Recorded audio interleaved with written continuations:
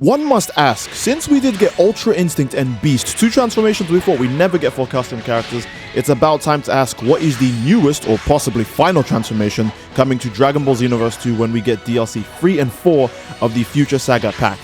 Will it be Super Saiyan Rose, Super Saiyan 4, or is it going to be Ultra Supervillain for all custom characters, since that is the most universal transformation and they've been focusing on universal buffs for all the races ever since they added Beast all the way back in DLC 16. You guys let me know what transformations you think will make it into Dragon Ball Xenoverse 2, but for now I'm going to focus on these three, and I would like to see some of the suggestions you guys have to offer in the comment section down below, because I think there might be good grounds for lots of transformations I may have missed. Hell, they could even add Water Vegeta for all characters. Hello everyone, it's me again, Steve Doji here, back to more Dragon Ball Xenoverse 2, and this time I obviously wanted to talk about what new transformation are we gonna get. Now I want to start off with Super Saiyan Rose and Super Saiyan 4, because I think, ironically, even though it would make more sense to do universal transformations, there was a huge section of Xenoverse 2 where they just didn't care about doing universal transformations.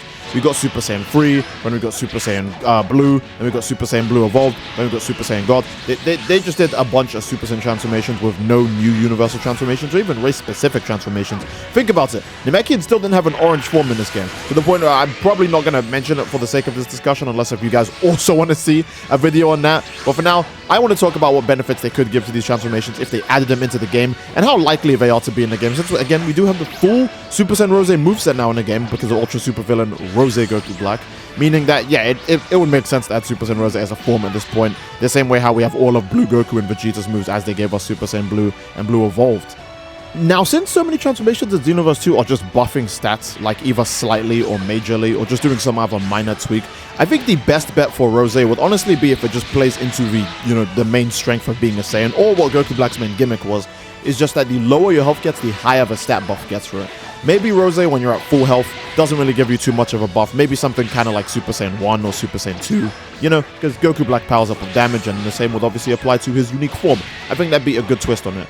You can also add a new Super Soul for Super Saiyan Rose transformations, and it would also be cool on custom Goku Black, but that's just me saying that. I think your stats should increase the lower your health gets. Maybe you would start to get higher stamina recovery, higher ki recovery, maybe even higher defense too, but mostly I would focus on damage.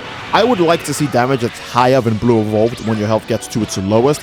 Even when you get to danger health, or when you get to the 10% mark, the 10% mark might be too low, because, this game does have a 10% mark for a lot of buffs in the game, but I think danger health should be fine. It doesn't have to be 10%. I would like to see like maybe 40, 50% damage when you're at danger health. The health that Namekians usually start regenerating from is the health that Saiyan should be able to access the peak of Super Saiyan Rose. Maybe they get Super Saiyan Blue or Blue Evolved kind of stamina recovery by the time they're on that last health bar. Maybe they get a bit more defense, tons of ki recovery as well, and the damage buff should be in all stats, obviously, because again, Goku Black uses all types of moves: strikes, ki blast, melee. Goku Black isn't like a specific kind of fighter. He's just a guy who gets powerful from taking damage. So I would like to see Super Saiyan Rose benefit all stats the lower your health gets, and they actually encourage making Saiyan builds that have either more health or less health, so that way you can get to your danger buff even faster with less health, or your danger buff could last longer if you have a huge health bar, because then what constitutes as your danger health would be a lot higher. That's a lot more time to do extra damage. I kind of like how Namekian's always built for max health, because it means they can get an entire health bar back through regen every time they regen. And that's like super broken, so I could see Super Saiyan Rose being used in a similar fashion. Just make it something that gets stronger the lower your health gets, and please, for the love of God, don't do any of these new transformations dirty, where they have the Ultra Instinct and Beast issue of taking ages to turn into, and there's no, protection against it, and you have to watch the entire animation. Think about it. Beast, Ultra Instinct, and Z Broly's unique Super Saiyan transformation all take ages to do. They're all super easy to stamina break. There's no situation where you can use them without being stamina broken. That's how long the transformations take. And you have to watch the entire animation. There's no animation skipping, like with every other transformation in the game that came out before Beast. You just have to suffer through the whole thing. And I think that's kind of unfortunate. So I would like for the same to not apply to any new transformations they add to the game. But again, whatever direction Bandai Namco Dimps Xenoverse 2 has been going in, it's a funny it's a funny direction. Now, Super Saiyan 4 would be a super hard transformation to balance, because you would have to make it just really good. It'd have to be a better version of Super Saiyan 3. Obviously, because that's what is in the anime as well, right? I don't think there's any way to balance Super Saiyan 4 lore-wise. You might just need to do what they did with like Beast, where you just have to make things up as you go along. And potentially with Super Saiyan God, although I could see why Super Saiyan God is a basic attack increase. When everyone's a Super Saiyan God, they fight more passively, you know, they use less ki blasts. I can understand why it's basic attack, but for Super Saiyan 4, if we're going to make it lore accurate, the only way I would probably do it is that maybe you have massive ki gain or massive ki recovery, or you use like half the amount of ki for all of your actions. You know, it's going to be some absurd buff where you have to like, it'd probably be a more ki blast oriented buff, right? We haven't had that in ages. You know, we've had a lot of basic attack ones like Beast. Even Ultra Instinct is a basic attack transformation because it scales on how much basic attack you do for the counter attack. So we got Super Saiyan Blue Evolved, and then right after that it was God, and then Beast, and then UI. We have 3 transformations that are for basic attacks. So I think Super Saiyan 4 would probably benefit from being a super oriented kind of transformation, you know. You use up less ki, or you do way more ki blast damage or way more strike damage. Either way, it would be amazing for raids, but again, biggest issue with this transformation is that it's not universal. It's obviously only going to be for Saiyans. Now, the counter argument of that is that Saiyans are the most popular race in the game by a long shot, meaning that not that many people are going to be offended by this change. Everyone has a Saiyan character, so it's not like it's really like, you know, excluding a certain amount of the player base. Everyone has a Saiyan character. You play a Dragon Ball game with custom characters, you probably have a Saiyan. Like guys, come on, you probably have a Saiyan. So that's my only counter argument to the fact that it's not very supportive of, you know, multiple races, but I think it's something that would be cool. Everyone's wanted it for a long time, and it would finally be an excuse to add moving Saiyan tails, as well as seeing how the different customization looks for different characters when they get the red fur to replace their... All they have to do is replace what your character's wearing on his chest when you go Super Saiyan 4, right? Swap that out for a model of like a furry body, you know, a custom model of furry body, the same way how Super Saiyan 3 takes off all of your accessories on your head and changes your hairstyle entirely. Even if you're like a bald character and you go Super Saiyan 3, you just get the massive hair. Same way how if you're a bald character and you go Beast, you just get the massive hair. I think that's probably the best way to do Super Saiyan 4. Make it replace whatever your chest item is. Make it a super attack oriented transformation. Make it, you know, more beneficial on ki and all that stuff. Maybe basic attack too, but I would say just ki, because we can't have everything in this game be basic attack. Basic attack is already the heart of the gameplay in this game, so having every transformation based around it is just going to make the game even more basic attack orientated, which is kind of unfair to people who are female Saiyans especially, and Freezers. So yeah, I would like a ki blast or strike orientated transformation out of that. And the only universal transformation I think they could still add now, the Ultra Supervillain. Now, obviously, this is probably the least desirable option, but it's also, unironically, by far the easiest one they could do and the most likely one they would do. Even though Super Saiyan Rose is just changing the character's hair to pink and changing the color of their eyes and blah, blah, blah. But, you know, they'll probably do Ultra Supervillain first because it's just like a weird, like, black texture that you have to splotch on some parts of the design.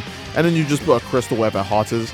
I'm not sure what this would do. This is the one I'd probably make a basic attack buff, but the universal transformations all being basic attack buffs feels so lazy, man. Like Beast, Ultra Instinct, now Ultra Supervillain. I don't want to just have 3 like basic attack buffs for the universal transformations, so I can't think of anything unique for Ultra Supervillain. It doesn't really do anything for the characters that's like applied to either. Like Super Saiyan 3, okay, it's the strongest of the regular Super Saiyan forms, but it has the Super Saiyan 3 strain in canon, right? Your stamina and ki recovery is slower than it should be, because that's what Super Saiyan 3 does. Super Saiyan Blue also has similar things where it's a god form, you know, it's tough to maintain. Your character shouldn't constantly be going in and out of it because of the drain it does to your ki, etc. Super Saiyan God is super easy to manage, so it gives you a better ki recovery than your base form. It gives you better ki recovery than every transformation. You can see the logic and the lore behind every transformation in Xenoverse, right?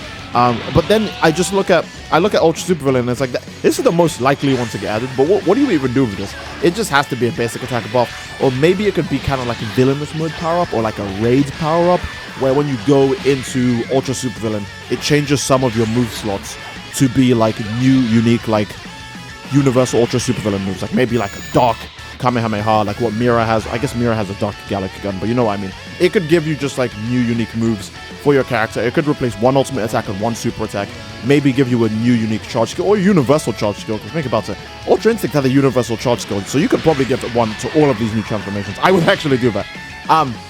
I would add the universal charge skill to all of the... Actually, I would add it to every transformation. Actually, you know what? It'd be a part of the base game. Universal charge should just be a part of the base game. That's what I think. But yeah, I would probably make Ultra Supervillain maybe either a tank kind of thing where you get crazy defense or hella defense, or just basic attack where it's just another thing that gives you absurd basic attack and some other benefit. Maybe basic attack and defense, that's what I would do. It would definitely be a massive transformation if it did that, but there's not a lot of unique things with it. It's just the most likely one to do, because the whole arc we're in is about Ultra Supervillains, so it's the most obvious option. And that's pretty much it. That's a great place to end the video. I'm not going to do hypotheticals like, you know, Ultra Ego or Orange Piccolo, because I actually don't know how they would do an orange form for the mechans. I would say just make it tankier, give it higher key recovery, and maybe have the regen start at a higher percentage of health. But then, since it's orange form, it should technically also go giant. You know, Orange Piccolo isn't just a base form character. He famously goes giant in the movie, and he's giant for a good section of his final fight against Cell Max.